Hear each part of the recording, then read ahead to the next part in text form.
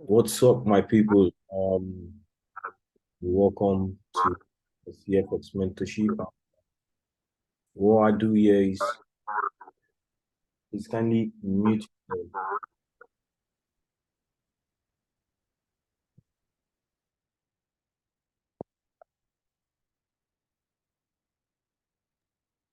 Right.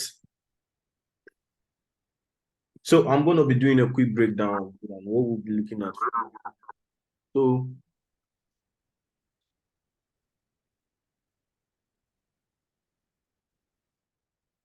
please, everyone should mute themselves. You understand?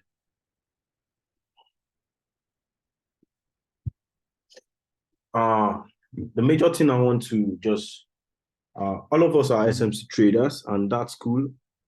Check on my IG. I was laminating on about the um making money in pips or using risk to reward ratio, which using risk to reward ratio is actually the best thing we do as SMC traders. And likely I made some research on ICT, and also I did more of SMC and ICT, and also I did retails before I entered SMC. I also borrowed some courses and all of that, but that's not the major thing. The thing there is SIT, which is substitutional trading, is actually the leading strategy, which I'm going to be expatiating with you guys. It's just the sum total of every strategy and right now I'm just going to be showing you some things which might wow you this time around. Let's go. Fair value gap, imbalance, right? I've talked about fair value gap. There's a difference between fair value gap and imbalance, and people tend to say, that's actually they are the same. But guys, fair value gap and imbalance are not the same. I've taught that on my VIP group. So what I want to actually phantom today is just the sell side liquidity and the buy side liquidity. So introducing my strategy, which is the sub-institutional trading, which is SIT, sub-institutional trading. Like seriously, how will I keep admitting people? You understand? Oh my God. I don't know. Sub-institutional trading.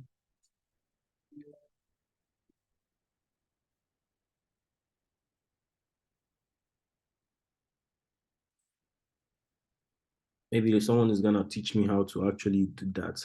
Sub-institutional trading.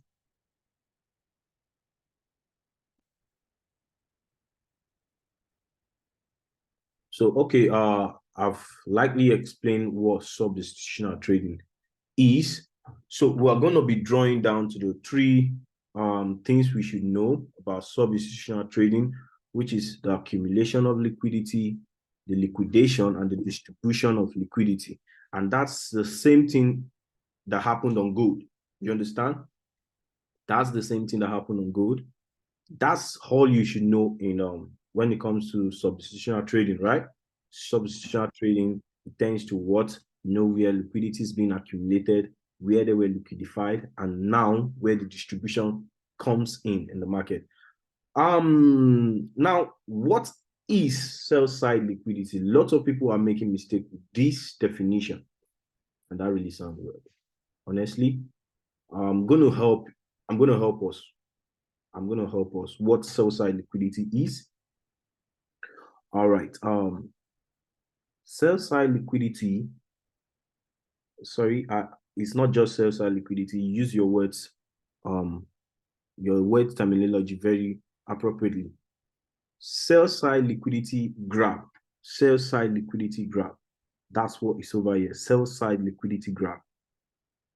Sell side liquidity grab refers, like, guys, I'm just taking my time, accepting people. When people get to the waiting room, I got to accept them again, and it's seeming weird to me. Maybe I don't actually know how to organize my Zoom. Zoom meeting properly. But sell side liquidity grab refers to a situation where financial institution or market participants, I will say it again, refers to the situation where financial institution, which I'm talking about sub-institutional trading, financial institution or individual market participant aggressively sell large amounts of a particular asset or sell, which is this we have the asset here, gold, XAUUSD.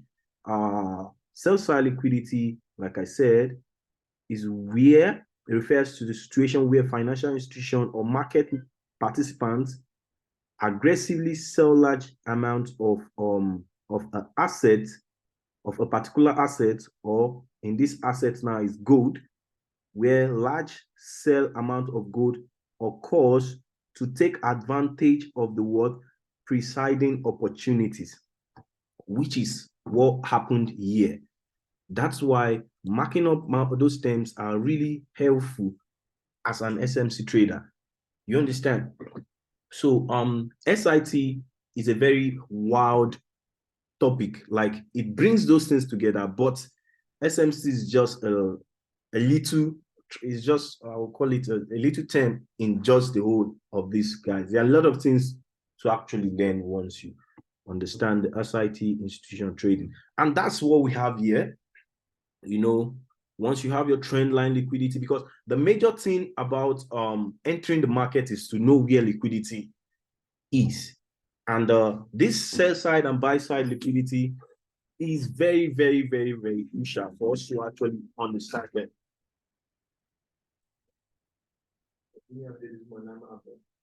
Sell side liquidity is very, very important.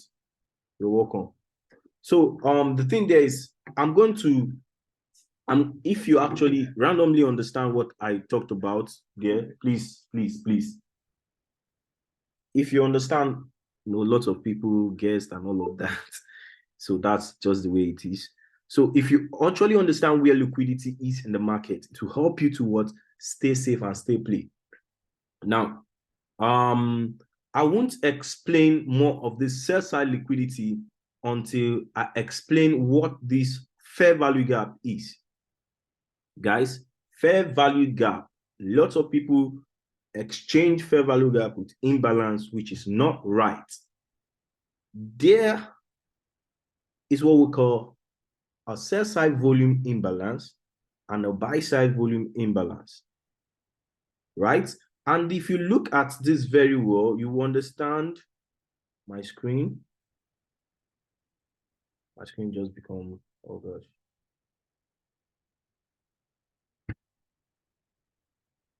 Where am I heading to?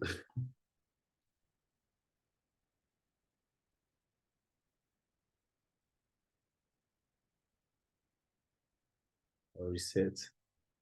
All right. So that was nice. All right. So what I was saying is that some people actually don't really understand the difference between fair value gap and imbalance. And that's what I'm going to be disclosing in just one touch. So what I'll do is I'm going to replay this guy because a lot of us know what this is.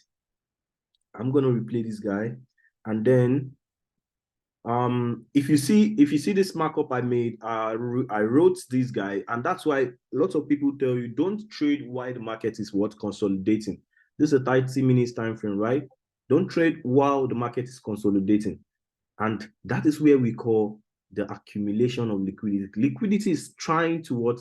Accumulate at that point. So once you know what the three sides of market structure, which is the uptrending, downtrending, and the ranging market, you should understand that that ranging market has a lot to do with accumulation of liquidity. And if you look at it very well, price liquidify the people above this ranging market. before it went down to what? To grab the liquidity below. So where did the liquidation occurred was above first, before what? Before spiking downwards. Now, a price that is moving in this what? The first of all, the price moved in an impulsive move, but it was still in the range of what? The consolidation terms, until the price went and broke out the consolidation terms. Now you see price reversing back to what? To a fair value gap. It left us with a volume initially, but it is in the what? But if you go to the higher time frame, you can be able to see when you see a volume already, or already, you should know that this volume is what is leaving us with inefficiency, and that is where imbalance comes in the market. You understand? So I'm going to literally play this guy. So right here, there's a reason why I marked this area also, because price get to that area and then bounces back. So what happened is that when the news occurred at that point, the only thing the news came in to do was to what? Fill in the 30 minutes in fair value gap. And if you agree with me, sometimes this thing doesn't just happen immediately. Like what I mean is fair value gap, you don't just see it in all occasions. Maybe in a lower time frame, you might see maybe you in a 5 minutes time frame, you might not see this fair value gap unless you want to focus on a pair. Like that's what I did. I focused on gold most of the time than any other pair I do, so that I can literally understand the basic structure and the formation of what the market is giving me. You understand? Sometimes I got to, stay on my chart and watch. Sometimes I got to count my candlesticks to know exactly what this market is saying. That's why as an SMC trader, what we do is we start from what? A 4 hours time frame downwards. But this time around, it doesn't work that way anymore. If you want to become a smart trader, which is a sub-institutional trader, you need to start from a daily time frame. When I mean starting from a daily time frame, because that daily time frame might take you 2 weeks, 3 weeks, even a month before it finally plays out. You understand? But all you got to do is what? Don't stay more of actualizing all your trade in just 1 minute, in just lower time frame. It's not going to work that way. It's not going to work that way. That's why I advise that you start your trading from a what? Daily time frame. That is how you actually know the buyers of the market. Once you're able to know the buyers of the market, now it will help you to know the direction. That's what I call the speculation, what you should be thinking, what you should be looking at, what you should be expecting.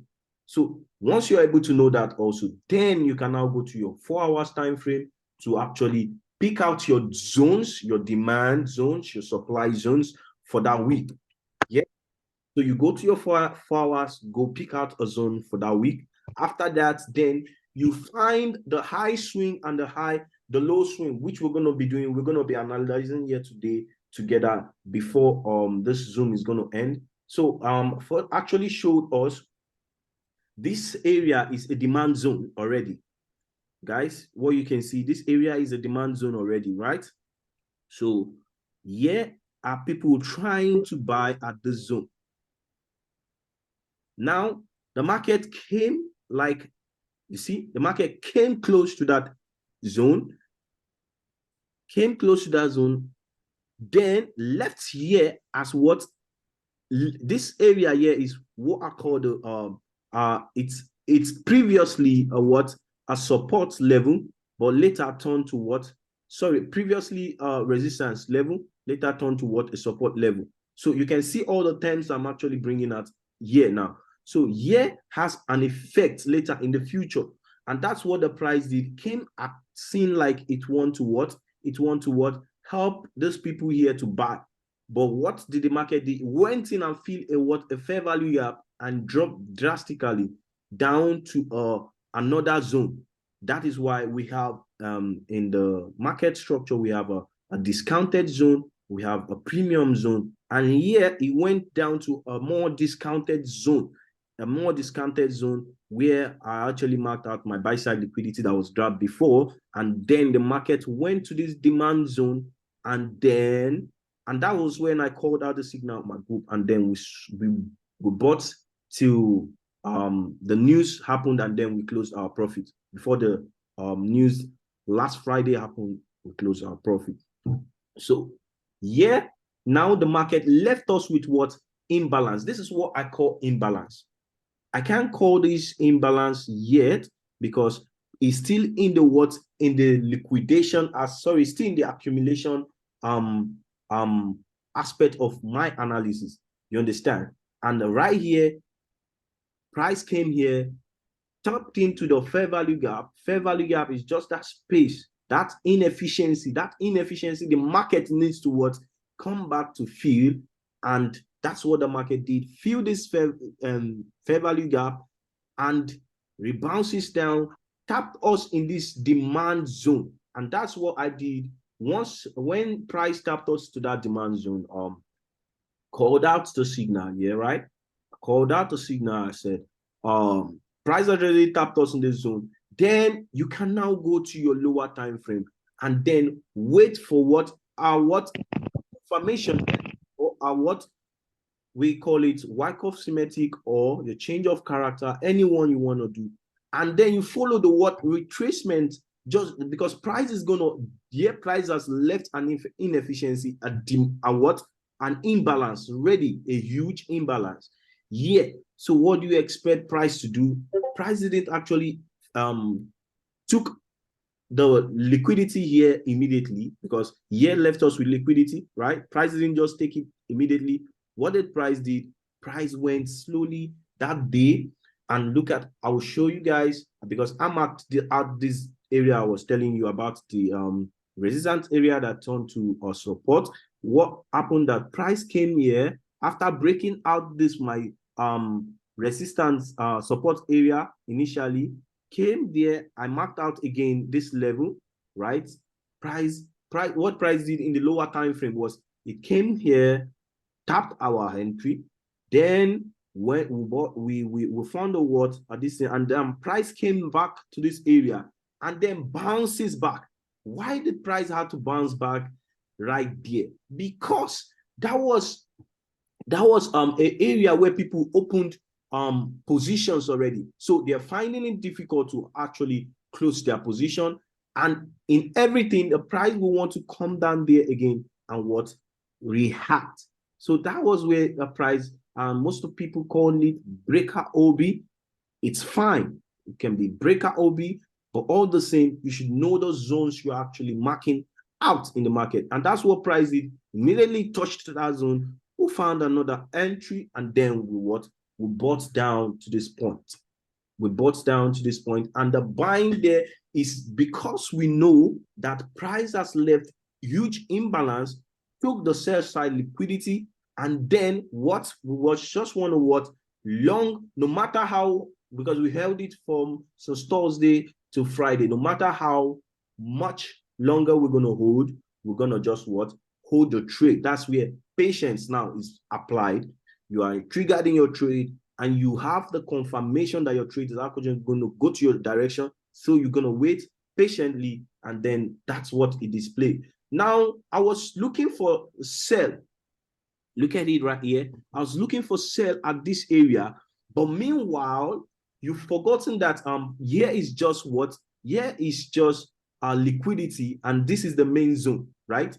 This is supposed to be the main zone, because here price just acted here in the fair value gap. It felt the fair value gap. So you are not going to trade where price actually filled fair value gap initially. It's wrong. So I did the mistake, and then we were what? Yes, finally, yes, the market came in trigger and sold to a particular point, but the selling was not huge. You understand? The selling was not huge in the sense that price came back again and stopped us out, and I said, yes, guys, we're done for the day already. You understand? So the selling was not as huge. Yeah, you can see it. Anyone that actually understands this will understand that price came to this zone after taking out this liquidity, came then sold a little, and then went above, and now that zone, that area actually is the area where I said, okay, we're going to be waiting for what? A change of character.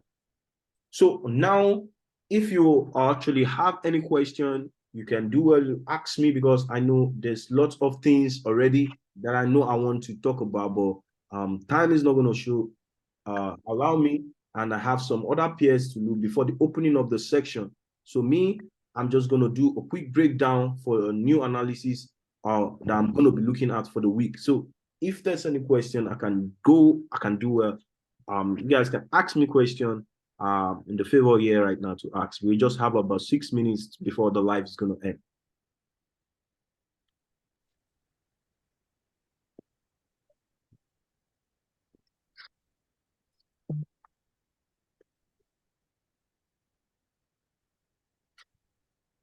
All right. Is there any question? I'm still waiting. I'm just going to.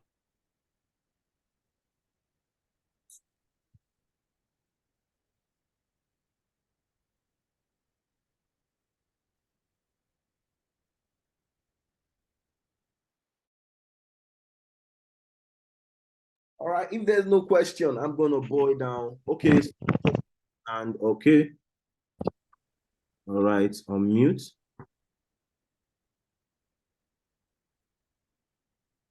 All right. Just unmuted you. You can ask your question. Someone asked how you can check the liquidity zones, bro. I can hear you, please. The liquidity zones. There are lots. Someone sent a question in the group. Okay, let me see. Okay. All right. Hi, how do we identify liquidity zones? Right. First of all, we have equal highs, but normally, sometimes price will form equal highs liquidity, but will not take it at the moment. The price will want to, that's what price action does. It will want to what? Fulfill its terms first before it now comes back to a zone where it will what? Where it will now, where maybe a year now, price has actually created a high, equal highs liquidity. You won't just expect the price to actually take out that high if the price has not tapped into a zone. But right now, the price has actually tapped into a zone. So I'm expecting that the price might come to this zone again, then might come to this area of support, you understand, and then take out this high, this equal highs. So first of all, it is once you can identify all this liquidity, then you should be able to know where to stay off. I should be able to know, because what I expect in the market is me entering the market, me setting my goals. You understand? I tell them, and knowing my own personality. You understand? What's actually your personality? Are you this type of person that just want to pursue pips, or are you this one that wants to take a risk to reward ratio? Are you the one that wants to take risk to reward ratio? You should know your personality first of all. It's very important. So if you're the type that wants to scalp, then you just follow your scalping rules. So that's when, first of all, to have an edge, you must first of all know the personality you yourself can be able to what move on. I don't know how to just say it, but I just want to know your personality first before you actually having an edge. You said you have a question. So the fair value gap from okay, wait, fair value gap, the sell side liquidity, man. I have a question you can ask. What's your time frame to scalp on gold? Okay. The thing there is, I scalp on gold with 1 minute, but first of all, I do all my analysis in the higher time frame, then move down to 30 minutes. 30 minutes is my overall higher time frame analysis. After I have compared it with my daily and then my hourly, then I move down to 30 minutes. After 30 minutes, then from there, I also get down to 1 minute. That's where I now finalize that. Yes, the liquidities in this market, where are they lying? I first know where the liquidity are lying in the market. That's the major thing I first do first before I start scalping. So lots of questions, and we just have 2 minutes, guys. Please allow me to unmute myself and ask my question. All right. Okay. I've unmuted you already. Can you hear me, sir? Yes, I can hear you. Okay. My question is just this. When you did markups and everything, as an SMC trader, we look at OB or supply or demand zones. We mark out fair value gaps, and we have to consider fair value gap as point of entry too, right? Yeah. So if we consider fair value gap as point of entry, should we be looking at the fair value gap and also the other block to see a reaction from any of the two? Then we look for Wyckoff schematic to enter from. Like we should consider the two as an entry point at that time. Yeah, see, that is the point here. Since the market structure is very important, and we have manipulation in the market already. So once you are able to know this, the liquidity in the market, right? Once you are able to know where the liquidity in the market is being high, then, because it's kind of hard to find that, right? It's kind of hard to find that. But once I have some, most of you guys, you don't do any markup. What you just do is you find an entry and then set your limits, and that's all. That's not just all. And last week I accepted lots of errors I did, and yes, I went to correct myself. So the thing there is, there are points where fair value gap works. So identify the points where fair value gap works and follow it. That's just the market structure for you. Know where the other block works and follow it.